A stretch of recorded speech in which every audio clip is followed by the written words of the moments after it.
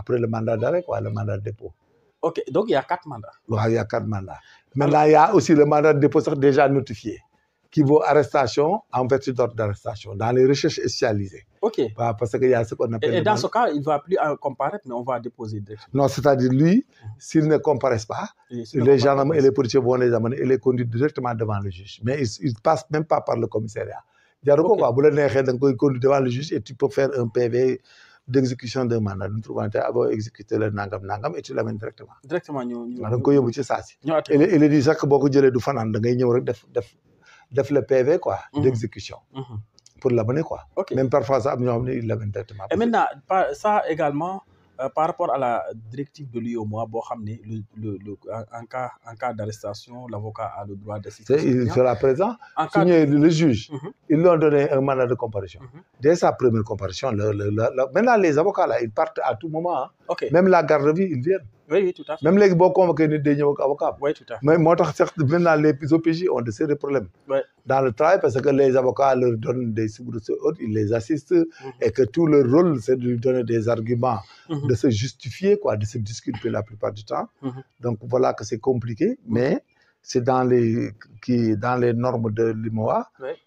Donc nous avons ratifié toutes ces sortes de conventions et autres. On est respectueux du principe. Et que là-bas, le juge, lui aussi, ils sont ferrés. Hein? Mais bien que tu viennes avec une ordre d'avocat, mais quand ils doivent te mettre sous mandat de dépôt, ils le font. Oui, tout à fait. Voilà, ils le font et après tu vas continuer à te défendre. Après, il y a ce qu'on appelle les qui sur le fond. On t'entend sur le fond encore. Bon, après, la procédure continue. Oui, tout à fait. Il y a des commissions rogatoires aussi pour comprendre tout ce qui s'est passé. S'il s'agit d'argent, la traçabilité. Et ainsi de suite, quoi. Donc, le principe, c'est enclenché. Il y a des réquisitions dans les banques, il y a des réquisitions au trésor pour voir la traçabilité. Il y a beaucoup de choses à faire, les banques étrangères même. Parce que nous sommes en coopération internationale avec la France, hein, avec beaucoup de pays. Quand on écrit au ministre de la Justice français pour lui demander d'exécuter une commission rogatoire, mais il l'exécute.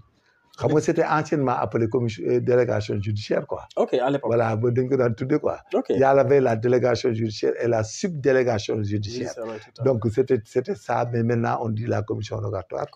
Donc, qui nous permet de faire agir d'autres institutions de police à l'étranger. Et voire même des juges, quoi. Tout à fait. Donc actuellement, Mansour Faye et Ismaïla Madior, et tant d'autres, hein, la masse. Donc après les choses graves, Madior, je pense que c'est les problèmes de 50 millions sur les 250. Voilà. Mais là-bas, les théoriciens vont théoriser parce qu'il semble qu'il a rendu l'argent. Hein? Donc il y a beaucoup de... La personne a reçu l'argent. Oui. Voilà, donc il a désisté sans autant qu'il y ait une contrainte de désister. Parce que ce qu'on appelle la théorie de la tentative. Parce que là-bas, le délit là, est-ce que le délit a cessé? Je sais que beaucoup de gens vont en parler après. Dans Balance là, ils vont éviter un juriste. Parce que moi, si quelqu'un vient me donner de l'argent pour qu'on n'exécute pas, mais pris de remords, bon, supposé quoi, je lui restitue l'argent. Mais là-bas, je pense que l'infraction a cessé. Parce que le délit consommé, il y a l'élément matériel qui est l'argent. La tentative finissable, c'est lorsque le désistement a été le facteur déterminant pour le désistement est indépendant de la volonté de l'auteur. Oui. Voilà. Oui, tout à fait. Voilà. Mais là, est-ce que le facteur est indépendant de la volonté de l'auteur? Non, je pense qu'après ils ont discuté, il n'y a pas une autre contrainte extérieure. Donc je pense que sur le plan droit, vraiment si c'est pour ça qu'on poursuit Ismaïla Madior, bon, peut-être il peut avoir la chance. Ouais, il peut avoir la chance, bien que ça entache son honneur. Mais sur le plan de l'interprétation du droit pur et dur, vraiment, là, s'il était fonctionnaire, il aurait dû avoir une sanction disciplinaire, quoi. Mais pas une sanction pénale, quoi. Voilà. S'il était fonctionnaire, on peut le sanctionner pour indélicatesse et disciplinairement. Mais sur le plan pénal, si tu dis que vous avez été corrompu, non, il m'a donné, je lui ai remis. Tout à fait. Bon, pourquoi vous ne l'avez pas donné? Non, c'est pas la peine. Là, dans la courtoisie africaine, quelqu'un qui vous donne, vous refusez, mais vous le remettez. Mais vous n'allez pas le dire. Bon, parce que nous fonctionnaires, il y a un dossier, mais nous le dara. jënd cadeau andil la wala jënd dara. yooyu yëpp c'est des choses yoo xam ne vraiment qu'on ne plonge pas dans ça. parce que là-bas on met aussi les fonctionnaires en mauvaise posture. les ministres en mauvaise posture. et tout parce que ministre sax bu la nit bëggee sax ñëw. finalement may la xaru tabaski sax nit ñi mën na attaquer ah. oui tout à fait. waaw on sait jamais quoi lu tax mu may la ko. dëgg la et dans ce cas ça risque d'être compliqué alors affaire Amadou Sall ak Wally Seck aussi mu ngi def. waaw coow li gën na bari mais Wally Seck si je comprends bien. j'ai pas bien maîtrisé Wally Seck xam nga dañ ko may. wala dafa am lu mu ci jënd wala acte bu mu posé. boobu man mi xamaguma. waaw parce que Wally Seck son papa avait le même problème à l'époque. ok il y avait quelqu'un qui était venu au Sénégal. qui était parti à une soirée. may ci coon 100 000 quoi. oui comme 300 000 à l'époque. boo ceen moo ko doon nettali quoi. mais dañ ko ci jàppoon ci erreur. voilà mais nag le showbiz est avec ça. je ne sais pas ce qui s'est passé réellement. mais qu'on fasse attention. parce que c'est des artistes ils sont dans le showbiz. maintenant man Alioune Kandji bu ma demee labaj sama xaalis wala sàcc xaalis et tout. ñëw régler gars yi mais il faut limiter les dégâts. parce que si la transaction et la logique est une donation à un artiste. une donation à un griot. wala mu def ak yow transaction à l'époque il y avait pas d'infraction il y avait rien. mais on peut épargner vraiment ces artistes. et aller voir celui qui a décelé les fonds. qu'ils considèrent comme illicites. Illicite, oui, tout à fait. Et là-bas aussi, il y a une théorie très compliquée.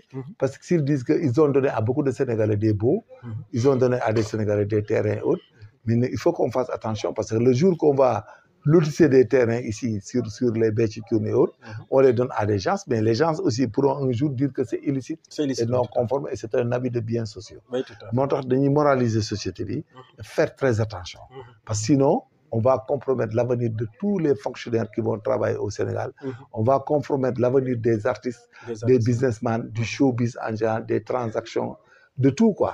Donc ça pose problème. Il faut que nous moraliser le NIDEF et aller droit au but et ne pas mettre, éviter les dégâts collatéraux. Voilà, parce que l'élément moral à l'époque n'existe pas, n'était pas infractionnel. Donc c'était une vie normale, un courant normal, un comportement normal. Maintenant, c'est comme ça. Okay.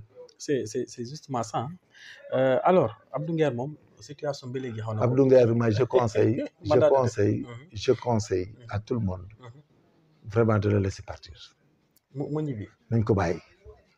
et puis sax man liberté provisoire wala. waaw nañ ko bàyyi LP après ñu xool nu ñuy régler tous ces problèmes d'injures, de problèmes de xuloo, de diffamation, tout ça. On n'a qu'à arrêter. Parce que ça va fuser à tout moment. Il arrivera des moments lorsque on sera à la veille des élections prochaines. Et tout ça, tu vas voir que ça va fuser tout azimut. Finalement, les magistrats ne s'en sortiront pas. Et ce qu'on doit éviter, nous devons un jour, les gens là vont faire du n'importe quoi, tout d'autres les sanctionner. Xam nga dañuy bari. Xam nga benn jour dañuy dem ba mu yàgg ku nekk di saaga ci site yi ñii di saaga ci télé yi ñii di saaga fu na ñuy saaga finalement dañuy nekk des milliers de personnes parce que dañuy nekk dans la confusion généralisée da ngay dem ba doo mën a jàpp nit ñi. Je pense que tous les Sénégalais on va leur dire que ay saaga ñi fi nekk ak saaga Macky Sall ak saaga ñoom Ousmane Sonko ak yooyu ce n'est pas bon. Rafetul sax quoi, c'est de l'humiliation, c'est de la déperdition morale. Les gens insultent tout le monde. Après ça, il y en a qui insultent les magistrats, qui insultent tout le monde. Parce que les gens font les éloges, par exemple, de nouvelles autorités dans le pays. Tout ça, c'est des délits.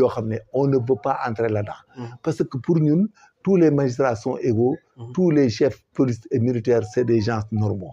Nous éviter de double ces imposteurs-là dans la personnalité de ces magistrats et autres.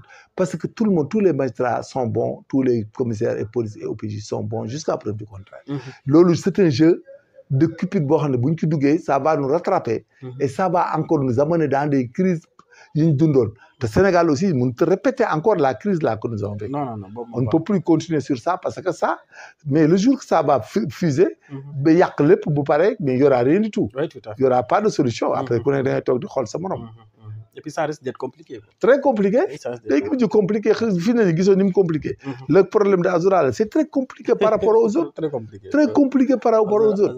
Finalement, il faut qu'on mette les magistrats dans de bonnes postures. Oui, tout à fait. Voilà.